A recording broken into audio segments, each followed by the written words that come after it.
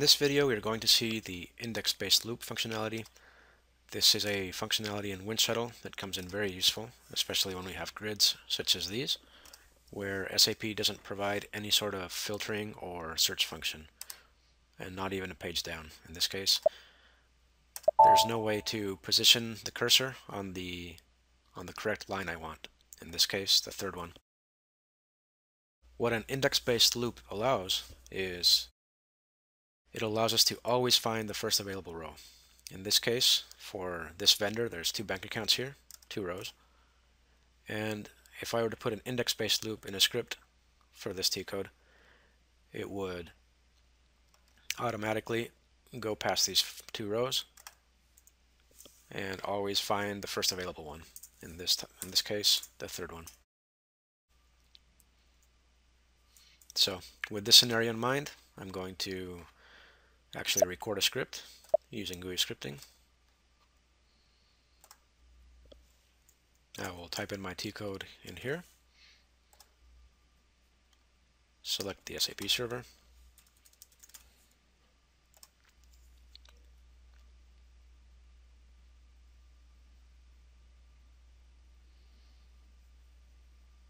and at this point we'll have to choose our recording mode.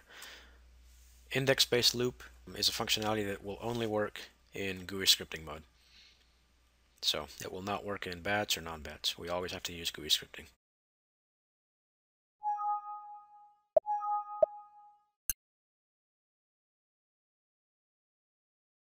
Once we are in our recording, we will always see this pop up in GUI scripting mode. And this Identify Disabled Fields button, we will leave that alone for now, but when we get to the grid, we do want to use that. That is what's going to allow us to position correctly on the grid. We'll have to use this button to identify the first available row in our recording.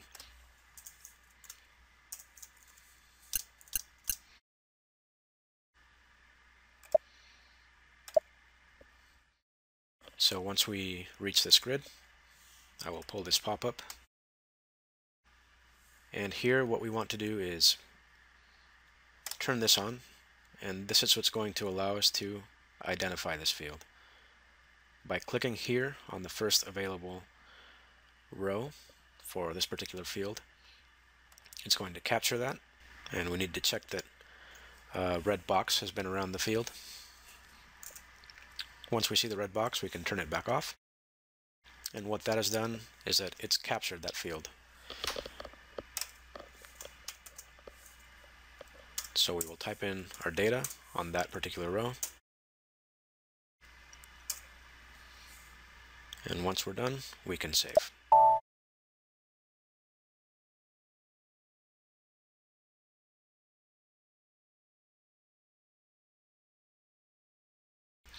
When we get to the create mapping stage, we see that in GUI scripting, this screen looks slightly different than in the normal recording modes.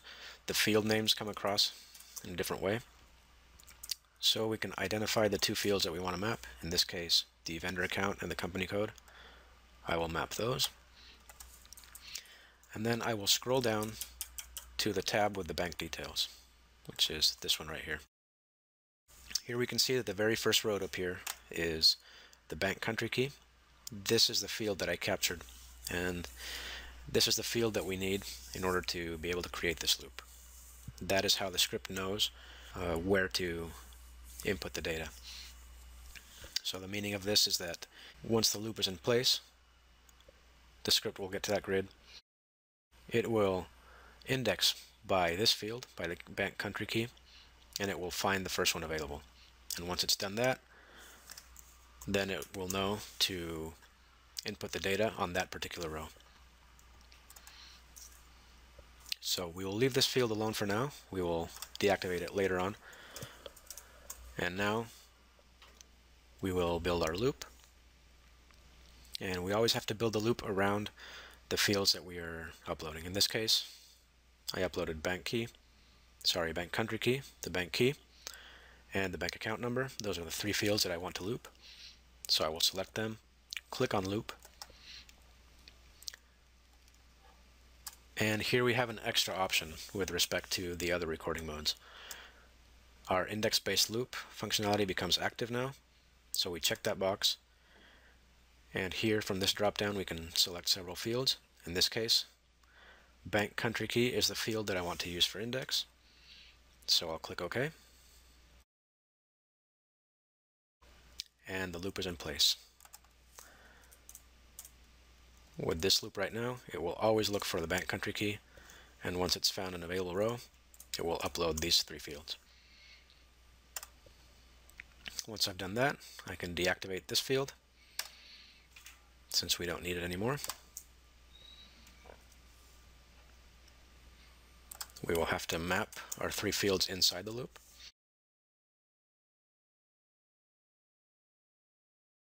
And once we have done that, we are ready to save.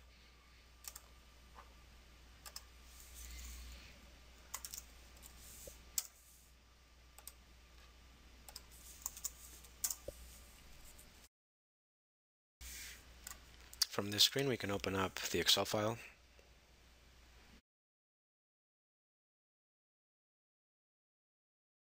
And we can add several more rows in our bank accounts.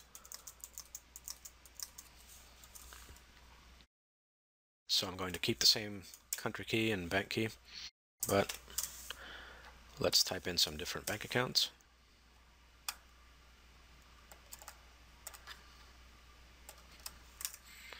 And once we've done that, we're ready to run.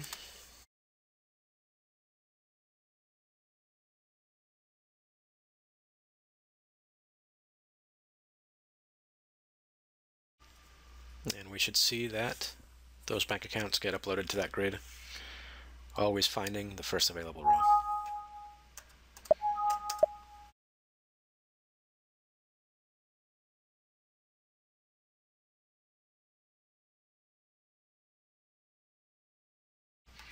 So once that is executed, we can go to that vendor just to make sure.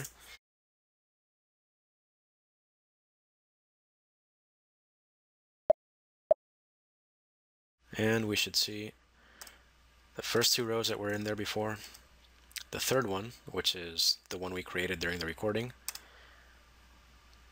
and from this 15, these are all the ones in our Excel, 15, 16, all the way through 21. So are those right there.